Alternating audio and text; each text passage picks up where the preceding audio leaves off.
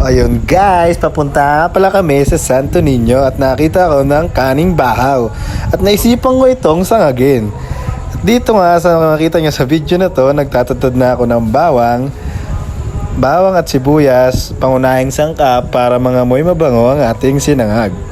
Medyo malungkot ako dyan guys kasi ako ay napilitan lang. At ayun na. At ako ay magbabati ng itlog. Perfect!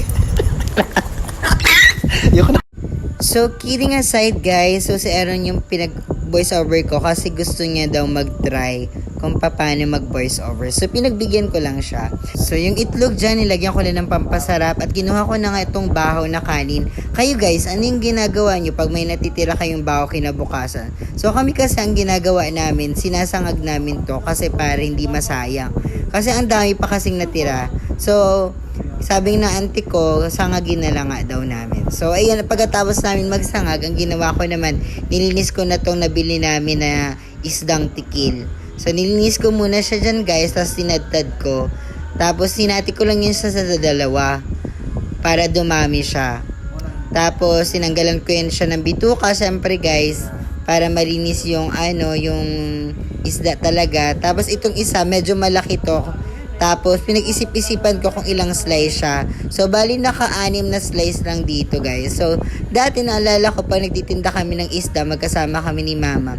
Gayang ginagawa ko, guys, ako nagtatanggal ng mga kaliskis, tapos ako nagtatanggal ng hasang, tapos siya na yung nagagaya. Tapos, pagkatagal-tagal, ako natuto na din ako.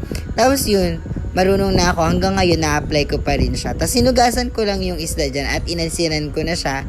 Tapos, i-ready ko na yung mga lulutuin ko kasi ang unahin kong lulutuin ay yung itlog. Kasi yun yung pinakamadali at nalutuin. So, nagsangkotsa lang ako dyan ng sibuyas tapos nilagay ko na tong itlog.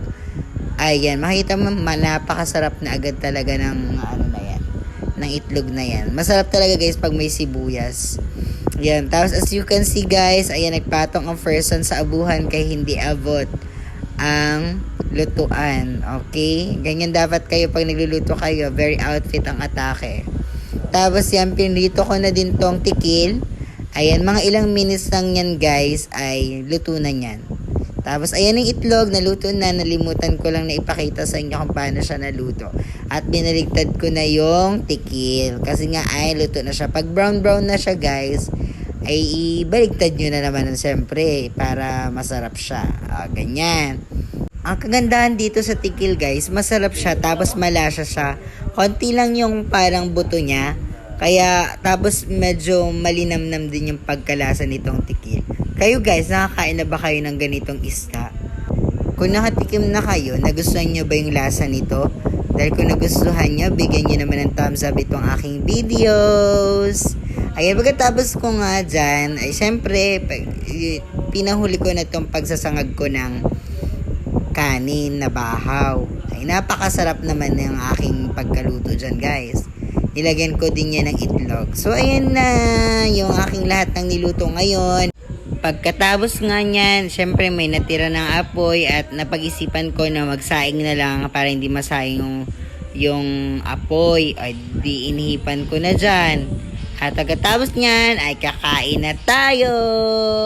Yun lang for today's video. Salamat!